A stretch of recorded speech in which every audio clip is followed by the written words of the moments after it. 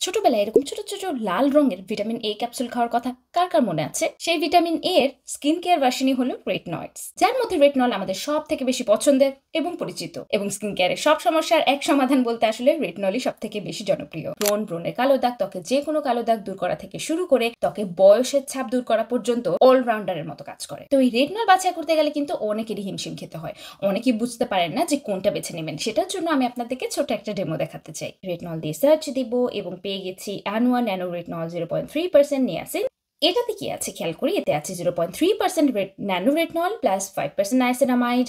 এটা কিন্তু একেবারেই বোঝা যাচ্ছে খুবই মাইল্ড এবং জেন্টাল, বিগিনার ফ্রেন্ডলি। এরপরে যেটা আরেকটু অ্যাডভান্স হতে পারে সেটা হতে পারে ইসেন্ট্রি হাইপার রেটনল এক্স 1.0 সেরাম। কেন এটা আরেকটু শক্তিশালী? কারণ এতে আছে রেটনয়েড কমপ্লেক্স অর্থাৎ কয়েকটি উপাদানের সংমিশ্রণ, যার মধ্যে আছে 0.1% রেটনল, 0.3% রেটনাল পালমিটেড, 0.6% বাকুচুয়েল। তার মানে বুঝতে পারছেন এটা কিন্তু আগের প্রোডাক্টের থেকে শক্তিশালী। তাই আপনার যদি একদম বিগিনার লেভেল শেষ হয়ে যায়, আপনি এই প্রোডাক্টটিতে সুইচ করতে পারেন। এখন আমরা দেখি আরও পাওয়ারফুল রেটনলের, যেমন কসডে বাহার রেটনল 2.5% সিরাম। এতে আছে 2.5% পিওর রেটনল। এটা তারাই ব্যবহার করবেন যারা রেটনলে একদম বিগিনিং বা অ্যাডভান্স স্টেজ পার করে এসেছে। খুবই কার্যকর, কিন্তু এটা তখনই ব্যবহার করবেন যখন আপনার ত্বক রেটনলে অভ্যস্ত হয়ে গেছে। আর আপনি সহজেই কিন্তু এই রেটনল যুক্ত প্রোডাক্টগুলো খুঁজে নিতে পারেন মেকআপ চারি ওয়েবসাইট এবং পেজ থেকে।